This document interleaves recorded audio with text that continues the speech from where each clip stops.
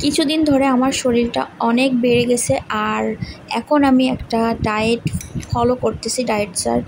তো সেটা আমি কিভাবে ফলো করতেছি, সকাল থেকে রাত পর্যন্ত যে ডায়েট চার্টটা ফলো করতেছি, খাবার দাবার, ফিজিক্যাল এক্সারসাইজ, সেটা কিন্তু আপনাদের সঙ্গে শেয়ার করব। সারাদিন কিভাবে মেনটেন করতেছি। হাই এভরিওয়ান, আসসালামু আলাইকুম। আমি কিন্তু খুব ভোরে উঠে পড়ি আর মিনিমাম 1 ঘন্টা হাঁটি, আর একটু জোরেই হাঁটতে হবে। হাঁটলে পুরো শরীরের এক্সারসাইজটা হয়ে যায়। আর যখন হাঁটা হয় তখন কিন্তু প্রচুর পরিমাণে ঘাম হয়, এটা কিন্তু শরীরের জন্য অনেক অনেক ভালো।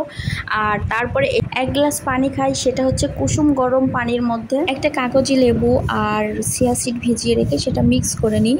আর এখানে আমি একটা সিদ্ধ ডিম রেখেছি, শসা আর বাদাম, এটা কিন্তু ঘন্টাখানিক পরে আমি খাই।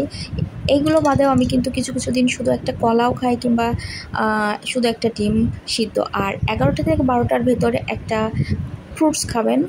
আর এখানে আমি দুপুরের খাবারে রেখেছি শসা একটা, আর এখানে ছিল ছোলা, আর এখানে একটা মাছ ছিল, একটা ডিম সিদ্ধ, সবুজ শাক, একটা পটল, আর এখানে একটা মিক্স সবজি, এটাই। আর বিকাল টাইমে আমি এখানে ব্ল্যাক কফি খাচ্ছি চিনি ছাড়া, কারণ ওয়েট লসের জন্য সব ধরনের মিষ্টি জাতীয় খাবার বন্ধ করে দিয়েছি। আর তাই জন্য এখানে আমি ব্ল্যাক কফি খাচ্ছি। আর রাতের খাবারের জন্য যেটা তৈরি করতেছি, এক ডিমের মধ্যে এখানে আমি শসা, গাজর, পেঁপে আর বরবটি এগুলো কুচি কুচি করে কেটেছি।